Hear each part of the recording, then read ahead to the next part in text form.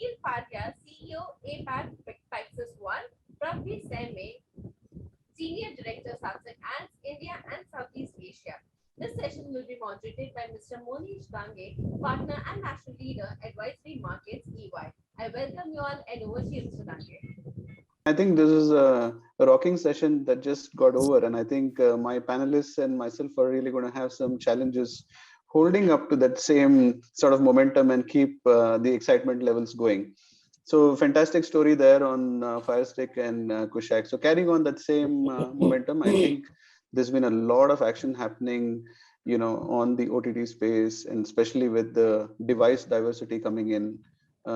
It really expands the horizon, expands the opportunity, and more importantly for the advertisers and the marketing community, it gives a whole host of new avenues and new horizons to sort of reach out to the target market and make a huge impact. So on that count, I think may I sort of kick off the panel discussion with my first question straight away to Anita. And my question for you, Anita, is, you being a spender in that sense, and looking at the kind of eyeball attention that all the OTT platforms have managed to grab during this time, with a lot of curated content coming in. So there's a lot of interest, and there is a definite sort of drag towards content consumption. So from your perspective as a, mature and strategic spender, do you see that this is the ripe time for monetization? From that point of view, do you really see this impact coming through from your business lens? What are your perspectives? Yeah, so that's the disadvantage of being first on the list. You get asked questions first.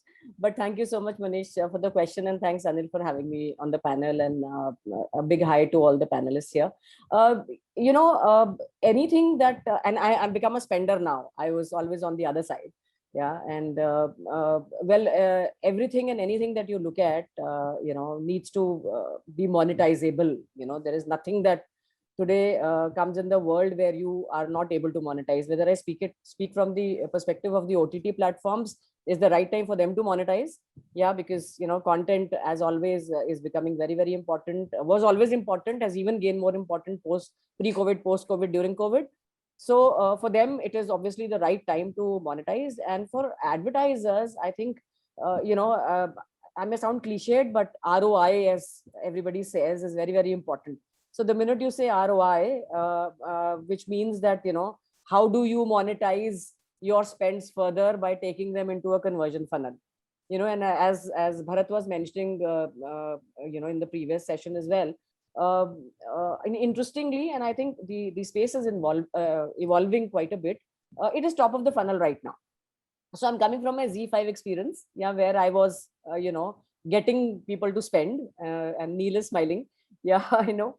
But there also, the first thing that, when you went out as an OTT seller to the advertiser, the first thing that they would ask was bottom funnel, conversions. So which is why I'm saying that cliched ROI or cliched conversion will always stay the way it is. But as if now the industry is not as developed, it is in the evolving and the developing stage, that we can directly link that to a bottom funnel. So it is clearly a top of the funnel, reach, awareness, engagement, all that is happening. But whether we are able to attribute that directly is something that is not very clear at this point in time. So the attribution is an issue. So those are my two pieces on the question. No, so thank you so much, Anita. And I think that really sort of sets the context and in a way sets the ball rolling for all the rest of the conversation that we're going to have on this subject. But looking at the quantum of content that's come in during this time, the multiplicity of channels, options, and even the sort of range of devices to which the reach has become possible. Did it happen primarily, and I'm talking about the boom itself, did it happen primarily because the COVID era, as we would like to call it, made a lot of time available for the content consumers, and therefore was it a factor of time really attributable to the COVID era, or was it bound to happen nonetheless in terms of the overall technology evolution surrounding the whole OTT and CTV area? I'll request and invite, my second panelist for the day, Archana from Airtel, to sort of throw in and weigh in on the views on this topic. Archana?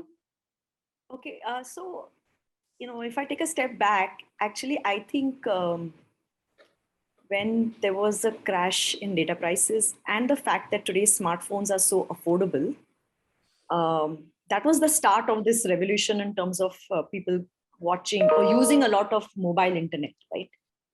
Obviously, COVID, because people had a lot of time on hands, accelerated it. I just think it is a matter of time that people would start consuming a lot more content on OTT.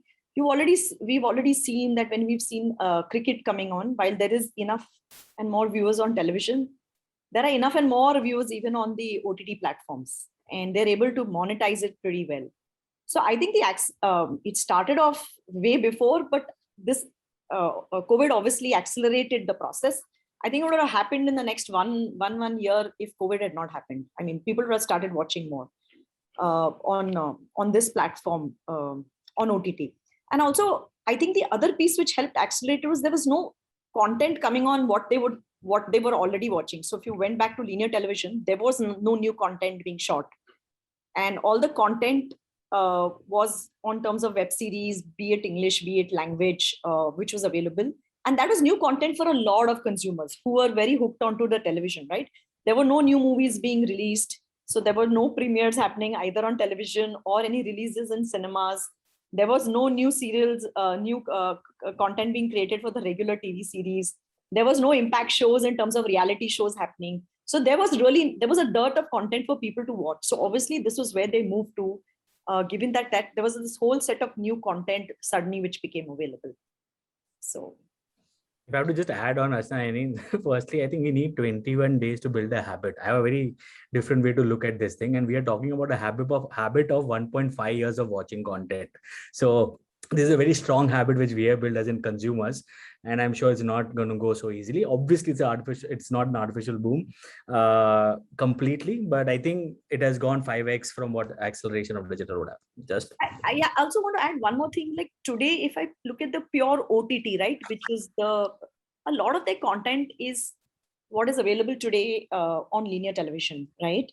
And it's sports, right? So it's regular serials and movies, which all the other content is behind paywalls, right? So when you ask me ask the first question to Anita, I had a point over there saying, what do the OTTs want to monetize? Do they want to monetize this through advertising or through subscriptions? Because if we're going to put more and more stuff, more and more content behind the paywall, then the available audiences, what content is available for audiences who are the free audiences is only catch up to a large extent, catch up television. And I think that is also something which OTT players need to start thinking through, which is the route, or how do they manage or find the right balance between the two? Absolutely, and thank you, Neel, for that way. And that comment was really insightful. 21 days to form a habit, and I'm not going to forget anytime soon during the course of this discussion itself. Changing gears, from a seller's perspective, right? I think the complexity, if any, created by the quantum of content, Prabhvir, and I just want to bring you in on this. With so many options available to advertise, and this being a new option, right? I mean, how does a spender, and I'm looking at your view on spender behavior here, how does a spender prioritize? How do they make the choices? And what are the trends you have been seeing, from your perspective at Samsung Ads? Thanks for the question, Monesh, and good evening to everybody who's watching this today. From a Samsung Ads perspective, we are relatively a new business. We're just about 4 months off on the ground. And we are also a very unique proposition where we're bringing advertising opportunity directly on the device itself. It's not running on the back of any content. So the proposition is very, very, very new and nascent to talk about very, very briefly. Answering your question, which is how is buyers deciding the choice factor? I think there is fragmentation. of, I would say, the number of platforms that people would want to advertise on. Typically, on an average, a digital plan will include about 25 to 30 different publishers. There are advertisers who are moving to programmatic means of buying, which helps bring some bit of automation. But a fair share of ecosystem still remains. You tell me, Mr. Agency, what's the best platform to be on? What we are operating, we are still in the testing category, I would say, where we get, I would say, investments coming on the back of test budgets that advertisers typically want to try out new platforms. But the way it has evolved globally is what OEMs or what CTV platforms natively bring back to the advertiser is insights into what is happening in the TV space. I think we are the only ones right now who can tell you what's the actually app watch duration on the television. So while people can talk about there are X million active users, you are looking for engaged users at the same time. You're looking for people who are not just skimming content, but actually watching content as well. So we're able to surface that. We're able to surface insights in what people are watching on broadcast TV. And that becomes a very, very powerful narrative when you start to combine I would say, the convergence of mobile and TV coming together. So what we are expecting to happen the next 6 to 9 months as we start sharing this data to our set of advertisers is you start to see the conversion of mobile consumption and TV consumption, because TV is getting connected as we speak. We will also start to plug the gaps on measurement, as what we just heard in the previous session, that how do I track if somebody saw my ad and then came to a website or came to my app.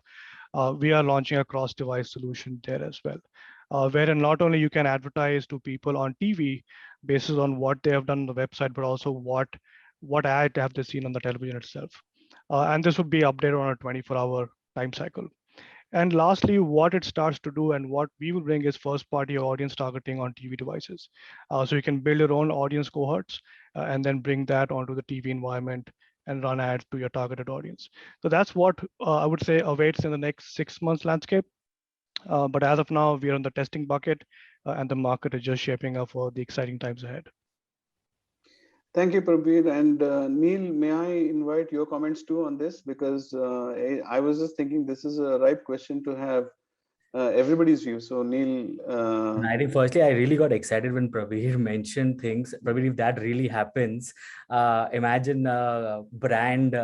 For example, imagine I saw a Garnier ad and Pond's Men wants to ensure that I have targeted that version. It will be so brilliant to see that. So I think Monesh, larger version, which I believe from a perspective is that I think it's high time that OTT as a platform starts, attracting ad spends, attracting avenues, because it is growing globally really fast, and it's really there's no brainer to ensure that we are stuck around for a 5% ad perspective. The only new things which are going to help to attract more and more users, firstly, is going to be measurement. If we start talking about measurement, we need another panel of 45 minutes to 1 hour, which will never finish from a perspective. I think that's the biggest problem or obstacle which a lot of OTT platforms are not able to solve from a perspective. Secondly, I believe if at the same time, OTT guys also, or connected TV guys, I think how Prabh had a brilliant solution from a perspective of a tech. If OTT also start bringing more customized solution for brands, like I think Anita will completely agree, because when I used to work with Z5, I had a problem of ROI because I was a client. I wanted to know lower funnel and a lot of other stuff. But there were bold OTT players also who took objective of performance objective for brands. So imagine OTT guys take objective of increasing market share of a brand, and then only you pay to that particular OTT. So we have to start thinking, if you need to bring that pie from 5 to 15, it's not going to happen the way we are offering solutions to clients right now. There is tech involvement needs to be happen, like what Prabh mentioned. There needs to be some bold decisions which OTT guys need to pick up to go and challenge, because whom are they targeting to get revenues? Or traditional television guys, and how can you better it from there? I think if we try and think around that thing, 5 to 15 is not 2 years vision, it's 2 quarters vision, I would say. Manish, I just wanted to add to what Neel was saying. I think it's, as he rightfully said, it's high time that the OTT players also put the skin in the game. which is extremely important. And what we are facing in OTT is what we faced a couple of decades back when the whole satellite boom happened, right? From one Doordarshan to so many channels and fragmentation. That's exactly what is happening on OTT. So whether should I take Big Boss on Voot, or should I take Dance Plus on Hotstar, or should I take IPL on Hotstar, or should I take Indian Idol on Sony Live, or something on Alt Balaji or whatever. I think that is something that collectively as an industry, they also need to think through, and also measurement, as one rightfully said. Because how long, there is enough of television which tells you you can build reach and you can create awareness, and there are other, media vehicles which can do that. But I think once you're getting on to, anything that is tech-based, anything which has a digital bone to it, the next thing is measurement, accountability. I think that is what is very important. So the minute that happens, and I'm happy to hear what Prabhvir was saying, the minute that happens, then I think, going back to the first question, monetization, both ways will not be an issue. Number one. Number two, I think screen agnosticity, I mean, whether you watch it wherever, whether it's your, mobile screen, or whether you're on connected TV today, I think that screen, again, fragmentation is happening even in screens, if you look at it from that market perspective. So I think it's very, very important that, the players also put some skin in the game and say, yes, we are confident. First and foremost, I am not too sure how many of the OTT guys today, no offense meant, are confident of deliveries. Because, on target reach kitna hota hai, oh, we can give only 60%, we can give only 50%, we cannot give 80%, FMCG is asking 80%, Levers doesn't work on less than 80%, L'Oreal doesn't work on less than 85%. So, the question is that that accountability today is extremely important. And once that is sorted, easy to sort, because it's completely tech and digital based. It's not as difficult to sort as it is in the television era. Then, I mean, there is no stopping, because content is something that is, it's booming on all these OTT platforms. At times time is I'm just going to step in, Anita. Television itself, 50% of my advertising money is wasted. I don't know which half. Yes. So if television was doing that, OTT is definitely delivering better solutions. So, you're saying that industry needs to progress, but that's an old complaint. Keeping in mind that, that measurability will be an issue because of walled gardens, privacy issues, and all that. Some of the best case studies that you've seen, what is Patanjali doing in terms of trying to exploit the medium of CTV and OTT much better?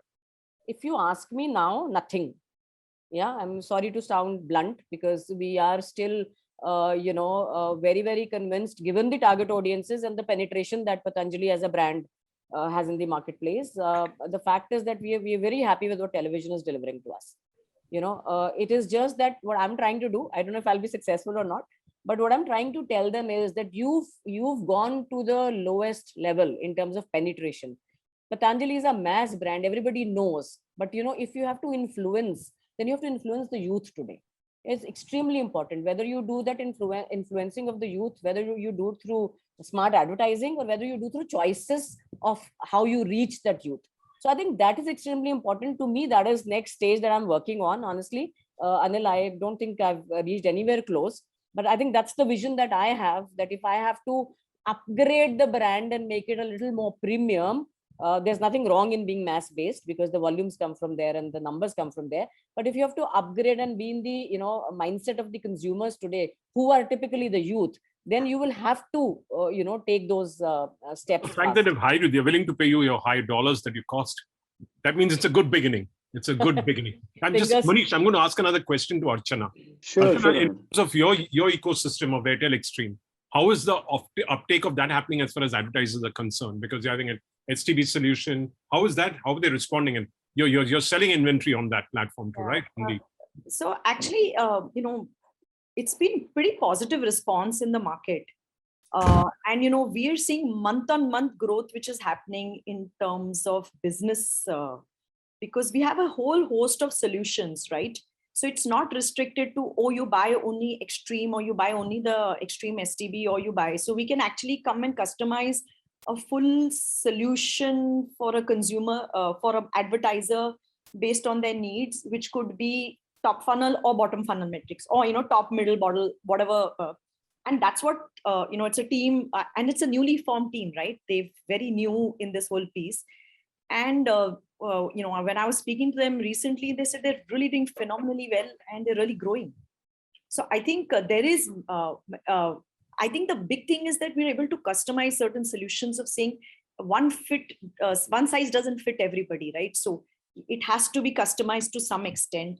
And I think that's what's working in our favor. And how big is the Airtel Extreme universe? Is it what, 3 million, 2 million? No, it's much bigger than that. That overall, I mean, I'm talking about the overall business in terms of the size, because we have Wink, we have Extreme. So we have, I mean, we're in like 50, 60, I mean, I think nearly 80 million consumers which are there across our ecosystem on terms of digital ecosystem. Excellent. So Monish, over to you. Sorry for intruding. Just that I wanted to veer the conversation towards the opportunities for the advertiser.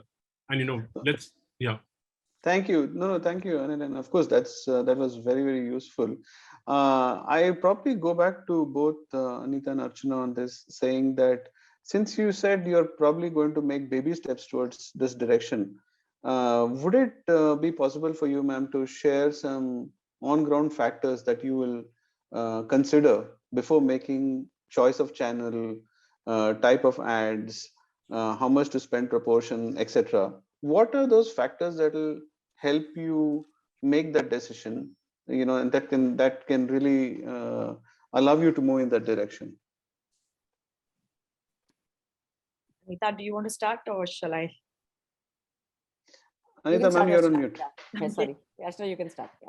Okay, so we've already started advertising on OTTs. It's not something we were doing it for quite some time. I think we're expanding and we are experimenting. We've advertised on the CTV platform also across. I think what things we look at is obviously, and it's not that we started off like that, right? Over this course of time, we've also evolved in terms of how we are advertising on. First, it was pretty simple, just look at the target and saying, okay, this is what I want to spend and all. I think what we evolved to is we are looking at on target reach. I think that's now become critical, and we're doing it now across. We just started it this year, but this is something which we're definitely looking at. The second thing that we look at is, we've started looking at duplication between audiences or different platforms, right? Because otherwise it's like, let's look at every platform and just put some money behind it, which is what we were doing earlier. But now we've evolved into saying, okay, is there duplication? Is there audiences, how big are those audiences? What's the reach I can get? I also asked the my teams to look at saying that, what's the size, size, and hence what's the percentage reach are you getting, right? Because I think that's the next step that you are getting to. Because if you're below threshold, and I don't have a definition of threshold as of now, but today if I'm reaching just 1 to 2 or 5 or less than 5%, is that good enough? Or should we spread ourselves thin across all platforms? Should we look at a set of platforms before we move on to the rest, to the other platforms? I think these are all the questions that we are also grappling with. I think the biggest one is on the on-target reach and the potential of the reach of each of these platforms, and the kind of, I think the biggest piece for me is also the kind of audience that they can give me, right? And I think that is going to become more and more important as we progress, because in the past, most of our campaigns have been fairly broad-based, but we have also evolved and we are going into more targeted, focused campaigns in terms of focusing on a set of audiences, which is where we are looking at, say, connected TVs, and we've gone and, we saw some case study and we said, okay, let's evaluate, let's experiment. I think what we are now also going to and saying is, okay, what is this? We're wanting to do brand lift studies to seeing what each of these platforms are able to give us. If we've got fair amount of budgets put on a particular platform, can that platform come back and tell me, is this really helping me drive consideration and purchase intent? Awareness, obviously, but can it help drive the low funnel, the mid and lower funnel metrics? So I'm saying we are evolving towards that.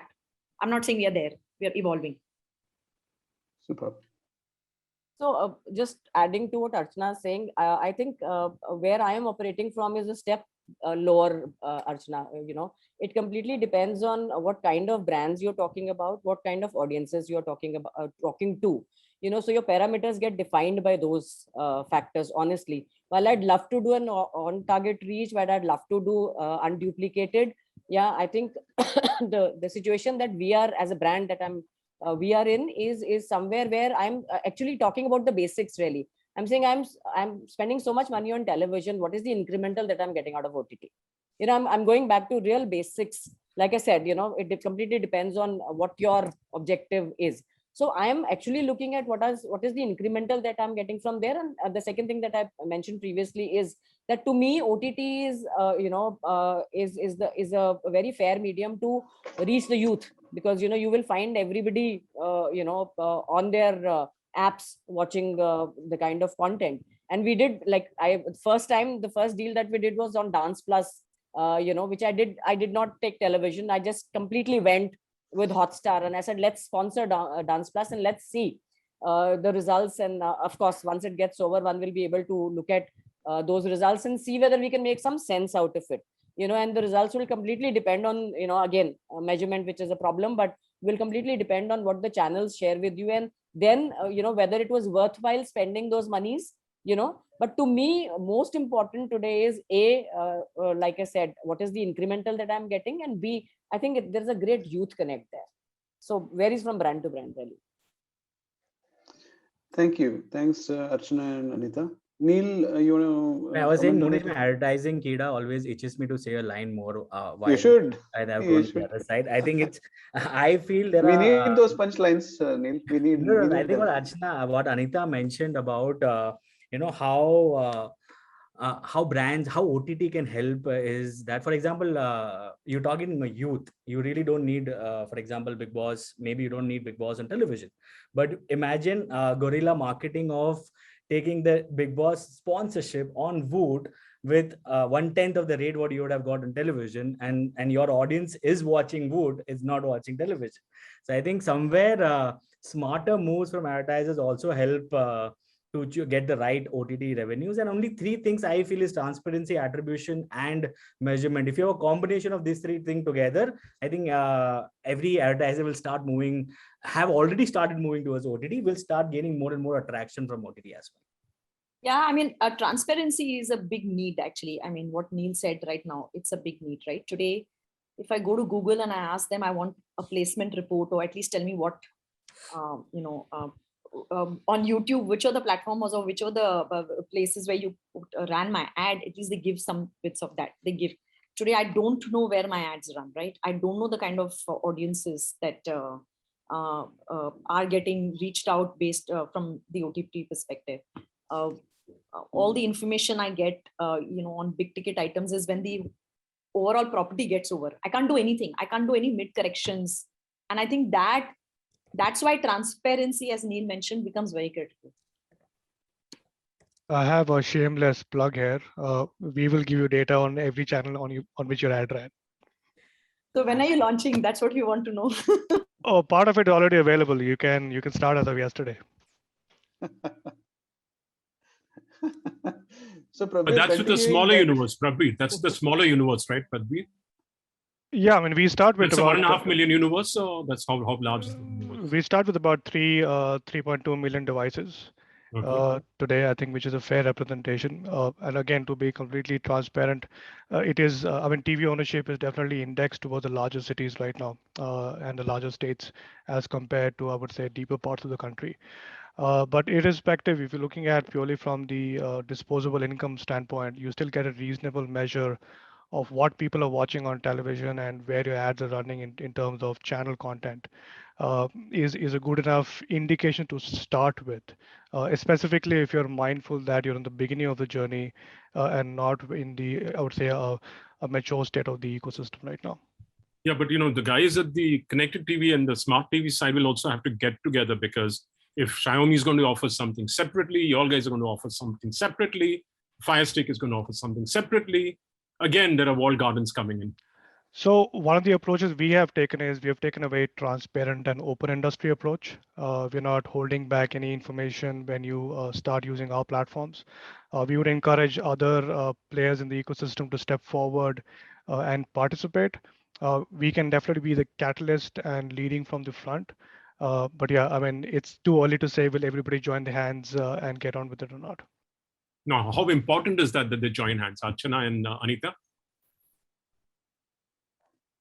It's very important, Anil, simply because, today, at least while the OTT players are all different, for example, but at least I can get one view of them, through on what. But if all of these become walled gardens, then it's going to be a choice of who's got the maximum size, maximum width, what are the kind of opportunities these each of these platforms, and then again there'll be choices being made, and it's not going to benefit because then the budgets are going to get fragmented. Somebody who's got a great sales teams may be able to get a bigger share, but from an advertiser perspective, if they join hands, it's going to give us a better view of being able to reach the consumer. Your duplications will be less, your frequency marketing will happen better, your Yes. retargeting. Yes. See, the elephant in the room, unfortunately, for every publisher is revenue at risk. And everybody knows there is significant overlap at the end user behavior. So if there is one TV or one phone which is watched by 5 different users, and the advertiser say, I'm only going to run one frequency cap across all these 5 publishers, I mean, that's the elephant in the room that has to be addressed in some shape or form. And being the cost of media in India being so low, publishers will struggle to recover cost of running their infrastructure. So somewhere down the line, I think better sense will prevail, and this will not be a roadblock. But as of now, as we speak, definitely when you start asking for higher transparency, everybody worries that will I deliver the campaign? Will I have the right reach? Will the targeting parameters fulfill what the advertiser is wanting? And it nets out, will I deliver the campaign? Therefore, will I meet my revenue goals or not? So that's the elephant in the room right now in complete transparency. No, I understand. But should then, there was a time when people bought on gut. Should a lot more gut come into play in this? I mean, Sam Balsara would buy on gut. He never really, there was a diary entry method.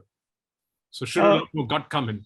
I would say digital has spoiled us, given the amount of data that it unlocks. Marketers and teams have evolved. There is more play of logic and data-driven decisioning than gut anymore. But yeah, it is a culture of the organization or the brand which decide which way they want to go. Do they want to go by gut, or do they want to go by data? So Archana and Sorry. I think Sorry, go ahead, some amount of leap of faith which also advertisers take when they look at new platforms, because there is while you will apply all the logic and everything, but you don't have everything in your hand. There's not enough data to prove whether this will work or not, right? And it's very new. It's working abroad. It's working in many countries. The profiling of audience is very different over there, right? And I'm saying to a large extent, Indians are still very value driven in terms of, they would like, why? I mean, today we do know that most OTTs, when they're trying to driving subscriptions in India is a big challenge, right? And the reason is because I'm like, if I can get this as content is free, I'll just watch this free, right? Or I will use some jugaad. So I'm saying that the kind of profiling of audiences could be very different. We're getting there, but a lot of times there is a lot of new stuff which gets introduced, and it's a lot of leap of faith that you take as an advertiser to saying, yes, let me try this, let me experiment with this. Because I mean, and that's the reason. And then once the early adopters take that leap of faith, then the case studies get made. And when you read the case, like I've read some case studies and said, okay, why have we not tried this? Let's go ahead and try this particular platform. How much you keep aside? How much you keep aside for leap of faith? 3%, 2% of your entire budget, 1%? I don't think we've kept it from a budget percentage, because it also depends on the opportunities which come up, right? If there is a good opportunity, we put in money behind it. So I've not allocated saying I'll put 1% budget aside to do experiments, but we are looking for platforms to experiment, to drive reach, drive frequency, to reach hard to reach audiences, for example, which is a big challenge. And especially, given that Airtel is trying to reach out to these audiences on via digital, what can we do? So I'm saying we're always looking at opportunities, and if those opportunities make sense in terms of saying there is some basic logic and some merit in terms of the profiling of the audience, the kind of tech that they're looking and the kind of data or measurements that they're putting in place, whatever measurements or whatever information they can give, then it's a leap of faith that you take. Like when connected TVs came in, for example, there was no data. We just started advertising on saying connected because we believe that that's an audience which is could be slightly the premium audiences. And let's just go ahead and start advertising. Nobody came and told us, oh, there is data which should. Over time, we found some global case studies which said, connected TVs gave some 11% incremental reach over linear TV. Now, again, which audience we don't know, but I'm saying that, okay, that means there was some which we saw later, but by that time, he had already started advertising. Then we saw some case studies on some other platforms of saying, I mean, let me say Google Connected TV. We said, okay, let's look at Google Connected TV. It never advertised on it. Now that was the first time we did it recently for one of our campaigns. So that's what I mean by taking a leap of faith in terms of it needs to make sense for the campaign that I'm advertising at that point of time. If that platform doesn't fit in, then I'll have to wait for my next campaign. So it doesn't matter if the money is kept aside. I'm not going to keep aside money because the budget, the campaign budget will get spent on the campaign. If there are no experiments, there are no experiments. But if there are something which is interesting to experiment on, we do that. Anita, quickly, and then I'm handing it back to Manish. Yeah. So I just want to go back to the fact that, everything is a combination of art and science, right? And even in our case, when we are talking about it, I think it's a combination of data and gut both. Because today data does not give us what we really want. I cannot use data today to say, okay, fine. So you've given me all this. I know if I'm putting 10 rupees, I know that my sale will go up by 10%. There is nothing which actually provides that today. So I think a combination of, I may sound old school, but a combination of gut and data both just makes your decisions far more, authentic is what I just to add to what Archana What said. about you? How much will you put behind gut now? You're not leaving any proportion. You're not leaving, let's say, 3% of your 1,000 crore a year budget or whatever it is towards experimentation. The way we are going, we put a lot of percentage on gut, yeah. So, and it's delivering for us, by the way. So, any case studies on connected TVs as well as on OTT? No, none yet, though. But like I said, that it completely depends on what is it that it is delivering for you as a brand, in what stage you are in, or as an organization in what stage you are in. So Dance Plus is your first one. You're going on Hotstar. Dance Plus. Yeah. So Dance Plus was the first one because I wanted to experiment with connecting with the youth, and going digital first. Because Dance Plus was going digital first. It was not. They came on. They are going to get into television in October. So That's they right. did. Yeah. So that was something which kind of, I thought it allowed me to experiment to see. Let me see what happens if I do a digital first Dance Plus, which is also not on television today. So I'm waiting for results and let's see what happens. But to my mind, it will be a mix, of data and gut both. Yeah, but and in terms of product, are you also upscaling your product towards so that it marries with what you're trying to achieve? Anil, we don't have a choice but to upscale, right? Yeah. I mean, that's how what the market demands. If we don't upscale, then we are closing our eyes. Yeah. Okay. All right. Sorry, Manish, back to you. No problem. I think we've spoken a lot about faith, gut, etc. And during the course of this conversation, we've had some interesting touch points on how technology, digital is infused in the era we are in. So when we moved away from, let's say, Doordarshan to multiple channels, that multiplicity came with a limited enablement of technology. But right now in the OTT and connected TV era, it's actually, we are in an era of convergence where digital technology and all of what we're doing around content and all of that is going hand in hand. So the only point I had to make on this is that you have data, and your the gut part or the leap of faith part can be very well aided by that technology in terms of predictive analytics, in terms of being able to foresee a large part of it, and thereby minimizing the risk for the spenders, allowing you to make very conscious choices in that sense. But staying on that publisher's perspective, I just wanted to see and explore some ideas here, from my panelists, and maybe Neel, I'll bring you in here, is how do we sort of bring a correlation between the quality of content that's being generated and being made available versus the revenue opportunity that it just so what's the algorithm, what's the sort of connect points between content quality and revenue opportunity in that sense, and how do you see that evolving as time progresses and OTTs become more and more prominent? I think content quality is directly proportionate to what kind of a revenue which you're going to generate on OTT as a platform. I mean, and it completely depends upon on which space as a OTT platform guy you want to lie around. So if you want to become mass, and you're okay to go more of a adult or a dark or a XYZ content, you'll attract that kind of audience, which will indirectly attract that kind of a brands who are targeting those kind of audience. So that's very simple way to do it. But if you are, for example, a very sleek, nice quality content, which you are making it for the premium audience, you are attracting a quality of advertisers who are premium, who require that kind of content, who require that kind of audience who watch or prefer to those kind of a content. I really believe that content, quality of content or type of content is directly proportionate to the revenue which you will generate, because that will define the universe of target audience whom you are bringing on the platform. I really love the idea when Hotstar chose the strategy of going sports. I mean, there is IPL twice a year, 2 months a year.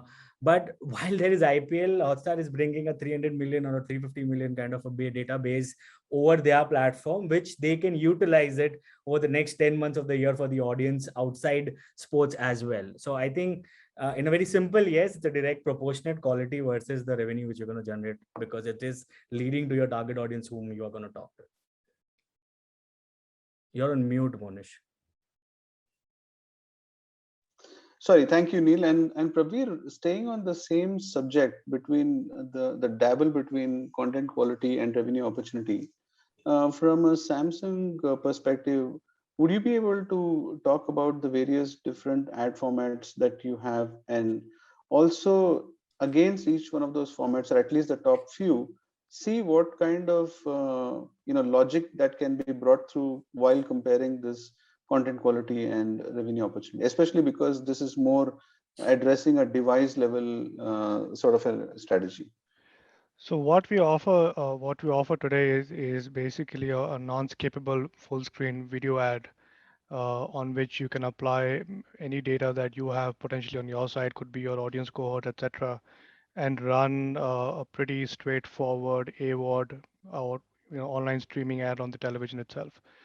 Once we launch two additional formats that will probably be by the end of November, if not earlier, it's called the first screen ad and a universal guide banner. These ad formats actually show up when you switch on the TV on a place called the Smart Hub, which is a small banner at the bottom of the screen in which you can select which application you want to tune into. And in that, we can offer a whole bunch of, I would say, data segments or targeting segments on top of it. The most popular one is called ACR data, or automatic content recognition data, in which we're able to identify what's running across the television and then build audience segments on top of it. Give you a very top example would be, you can say, I want to target people who are watching a certain serial on a certain channel. Or I can say I want to target people who are watching a certain channel.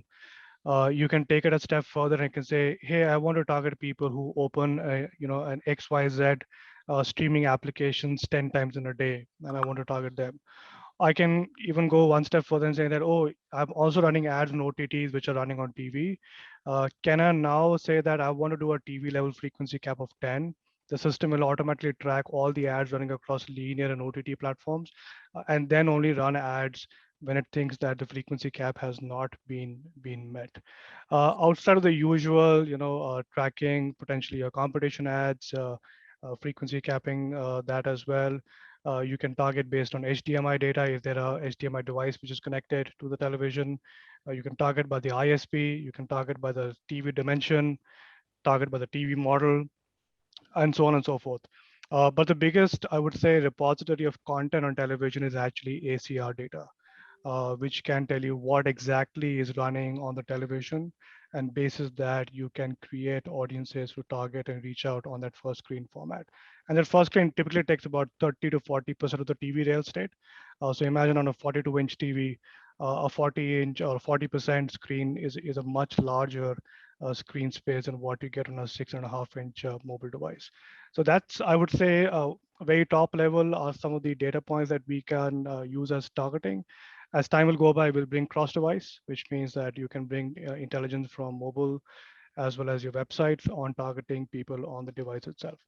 So that's, I would say, some of the most advanced use cases that we will start to unpack in the next 3 to 6 months. Thank you, Prabhvir. I'm just going to pop a sort of a surprise question here. Are TVs going to disappear? And if yes, as a marketer, as an advertiser, when do you see that happening? And therefore, what should be the acceleration or deceleration on the OTT CTV side as we, as a new generation, move towards that point? It's an open question. No. I think that's in one word. If you have to answer that, is TV is going to disappear? I would say no. We have observed globally developed countries where OTT and connected TVs have penetrated so high. Still, television plays that important role, and it has 40%, 50% ad revenue shares as well. So a very simple answer. But from India's context, definitely we know digital is growing at a 35%, 30 to 35% year on year in terms of ad spends. It will continue to grow. Where it is taking money from, it is right now taking money from print as a revenue. TV is in some form competing very hard, but with 40-45% of ad spends on television, it will continue to it is continuing to grow at 10-12% even in India. So disappearing television is for me, it's not a question at now. But for me, the answer is that digital connected TV, OTT will definitely see a lot of boom coming in the future. I agree. I mean, I don't see television disappearing at all. So I don't see television either disappearing, appearing as a screen or as a medium. Honestly, if you ask me. So yeah, because connected TVs are happening, so your television screens are not going anywhere, because the viewing on connected TV is really, really increasing. And whether you like it or not, whether you have that little device in your hand as a mobile where you are watching stuff, if it is, you can do the same thing on connected TV, the feel is very different, right? So which is why slowly and steadily the connected TV piece, I remember the last number I knew was 12 million, and now I think it's some 22 million or something like that. That's how it has grown in the last 6 months, to my mind. So and then of course, given India as a country, and given the rural penetration, and while digital is happening there, 5 people still watch one television screen in one house in the rural areas. So yes, the answer to this is no. Yeah, and also adding the fact that when we're moving to connected TVs, we're back to co-viewing. There was an era of saying when we went to mobile devices, we said, oh, it's individual personal viewing. And now with connected TVs, you're actually moving back to this whole concept of co-viewing, which used to exist as television. So that's why, as Anita said, the medium and the platform, the screen is still going to be there. Yeah, I mean, if I have to add from an OEM perspective, definitely the immersive experience is still a large screen experience. Definitely co-viewing is not going to go away. I think it's a very important play for television. And one thing we forget, while phones have become reasonably affordable in the $50 to $100 range, TV are not far away in terms of being that price point. And the industry overall itself is growing at about 30-40%. So if you look at the room to grow, one of the reports I was reading says that CTV in India would be about 100 to 125 million devices in the next 2 to 3 years' time. Growing quite rapidly from about a 20 million base right now. So if overall internet is about 600 million and TV is about 200 million, with just about 10% of that being CTV, this will quite quickly and rather accelerate over the next 2-3 years time, where nearly almost of all the TVs that we see going live in India would be a connected TV device. What will that change is not the user behavior in terms of how they watch content, but yeah, how they access it and what they want to watch on it will definitely change. And this device is now a connected and a smart device than just receiving one-sided information. I think that is what will change in the next 2 years' time very, very quickly, for sure. Manish, can I step in here with your permission? Absolutely. Yeah. So in terms of, this is towards Prabhvir. So you're having a movement towards 4K HDR. You'll have a movement towards 8K also coming up. So where do you see your connected TV universe coming into play here, with so much of data and bandwidth needed for the consumer at home, as well as for the creators of the content? The quality of content is really going to scale up tremendously going forward. Yeah, you will see definitely an explosion of content choices for the end user. I think there are already about 30 plus OTT providers in the country. Forget platforms which are available online. So I think the choice for the user is going to be very large and wide, but we're equally, when you watch it from the lens of a business standpoint, most of them are not sustainable longer term. So we don't know how many of them will No, actually no, I'm be talking around. about 4K HDR and 8K. I'm talking about I think, better quality of signal to the and picture to the user at home. so So I how think, do you see connected TV coming into play with in that universe where data is going to be hogged up like nobody's business? yes, I think with respect to 4K and with 5G coming in, there are a couple of things which are happening in the distribution technology where compression is getting better. So which means an HD quality or a 4K quality content, which was earlier taking let's say a gigabyte, will probably take 600 MB or lesser. So there is evolution happening in that space as well. Definitely in India, I think we still have the benefit of a lower cost of per GB access. Maybe that will remain, maybe that will go away. From a TV device itself, I think in India there's more focus on HD and 4K, not so much on 4K right now because the cost of producing 4K is quite a bit just from an equipment standpoint. But that will become a little bit more reasonable in the next 3 to 4 years window. So when I break it down in the next 1 to 2 years timeline, definitely a lot of choices for the user. Full fragmentation, people will want to get into more sophisticated devices, typically in the 43-inch and above specifications. Not everybody is going to go and buy a 4K TV, but definitely people will want to buy a HD TV. And if that remains from a data access standpoint a relatively cheaper point to consume, then it's an industry which will only grow. And I'll leave you with one more interesting point of view, that it's only in India where some of the smart TVs that you buy actually come with the capability of plugging in a USB dongle. And I was surprised that about 70% of CTVs in India actually connect to the internet through a USB dongle or a SIM card and not through a Wi-Fi router, as compared to some of the other developed markets. And surprisingly, the drop rates are in the single digits percentages. So that means we still have a robust infrastructure which is holding this up. And I hope that remains as there's more growth coming in the coming years. All right. Thank you, Manish. This was just a little aside, which I think is going to impact what's going to happen to the connected TV universe going forward, especially the huge data that will be needed. He answered the question. Thanks. No, fantastic. And I think this has really been an enriching and interesting conversation. And we're probably in the last few minutes of the conversation. Any other global learnings we have from the developed markets that will shape the future of the OTT and CTV segment in India? Please, I'm inviting thoughts from the panelists here on this.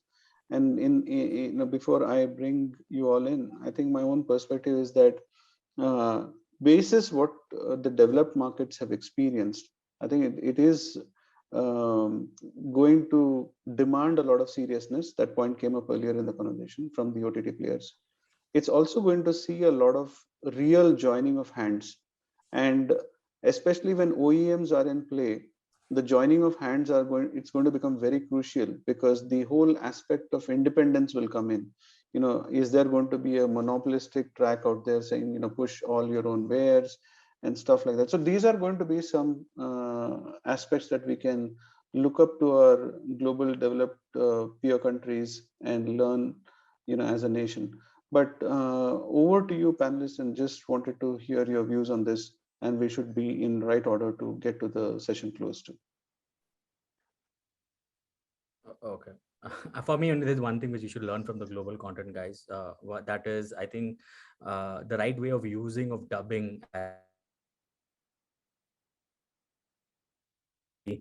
Watching Korean content or watching Spanish content and getting glued towards that.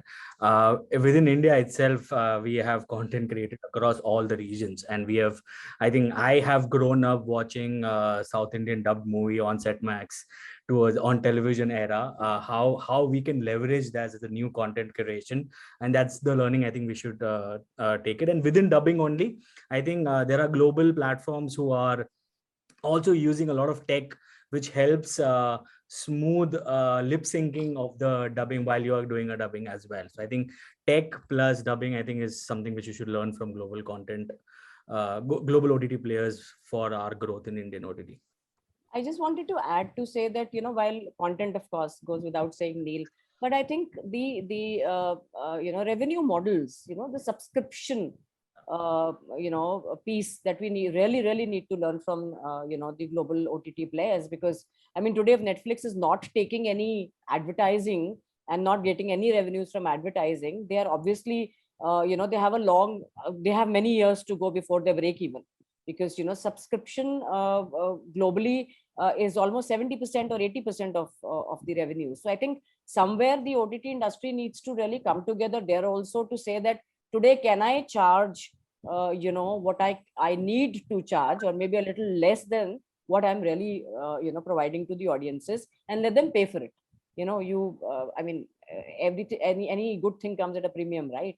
So I think, to my mind, that is also a very important learning which we should adapt from the global OTT platforms.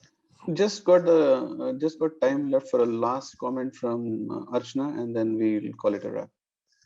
I think both Neel and Anita have said everything, but just adding to Anita's point, while so as I said, the OTTs need to, how are they going to balance the SVOD versus the AVOD piece? I think, while she talked about the SVOD piece, I'm going to talk about the AVOD piece, and I'm going to say that what is it that they can do differently? If that's the route they're going to take, then is there any learnings in terms of packaging things differently, creating, I think the experimentation on the AVOD piece in terms of packaging for advertisers is limited, right? I know at one point of time, certain channels started binge watching on weekends, right? I'm saying, is there some stuff like that which can be started, right?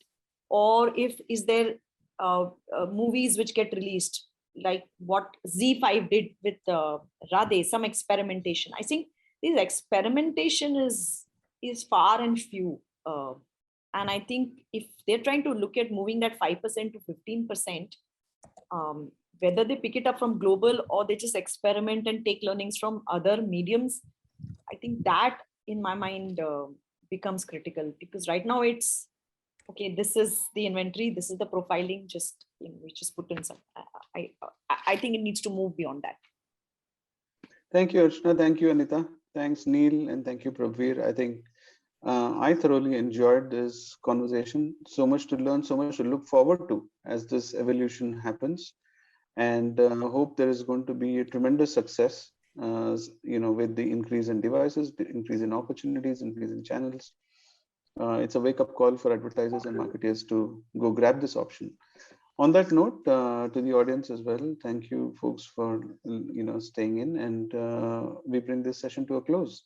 Thank you. Thank you, Manish. Thanks, everyone. Thanks, Munish. Thank you.